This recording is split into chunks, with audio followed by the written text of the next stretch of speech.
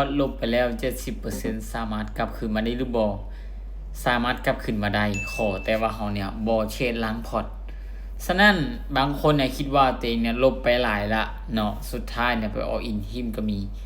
ยกตัวอย่างคันถ้าว่าเจ้าเนี่ยมีงบอยู่100เหรียญเจ้าติดลบไป70เหรียญเนี่ยเจ้ายัง30เหรียญนี่ค่อยว่าเจ้าสามารถนี่กลับคืนมาได้สามารถแก้ไขพอร์ตที่มันลบเนี่ยกลับคืนมาได้เพียงแต่เจ้าเนี่ยต้องได้มีวินัยให้กับตนเองเจ้าเอา30เหรียญของเจ้าเนี่ยมาตั้งไม้เลยมาวางแผนไม้เลยว่า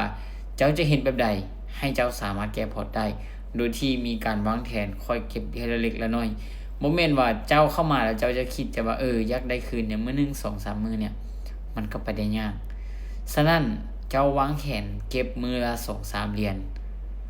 โดยที่ค่อยเชื่อมั่นว่าคันถ้าว่าเจ้าเก็บมื้อละ2เหรียญ3เหรียญเจ้าเฮ็ดแบบนี้เป็นประจำซ้ำๆจนกว่ามันจะสามารถแก้พอร์ตได้แบบนี้มันก็ได้คือกันเพียงแต่เจ้าติดลบไปที่ 70% ก็คือเจ้าบ่ได้ตั้งเป้าหมายให้กับเจ้าแบบชัดเจนและเจ้ามีความโลภหลายเจ้าอยากได้หลายการเดินเงินของเจ้าอาจจะเดินใหญ่ฉะนั้นในเมื่อที่บางคนเนี่ยเทติดลบแต่บ่แก้ไขเนาะสุดท้ายก็อาจจะเป็นเข้ามาแล้วติดลบเข้ามาติดลบเติมเข้ามาใหม่ติดลบคือเก่าฉะนั้นวิธีการแก้เข้ามาเนี่ยมีเพียงแต่ว่าเจ้าเนี่ยสามารถปฏิบัติตามมันได้หรือบ่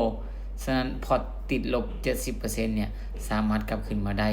แต่เจ้าต้องมีวินัยมีวิธีการแบบชัดเจนเฮ็ดตามแบบแผนเป๊ะๆค่อยเชื่อมั่นว่าเจ้านี้เฮ็ดได้และการแก้ไขพอติดลบนี้ได้แน่นอน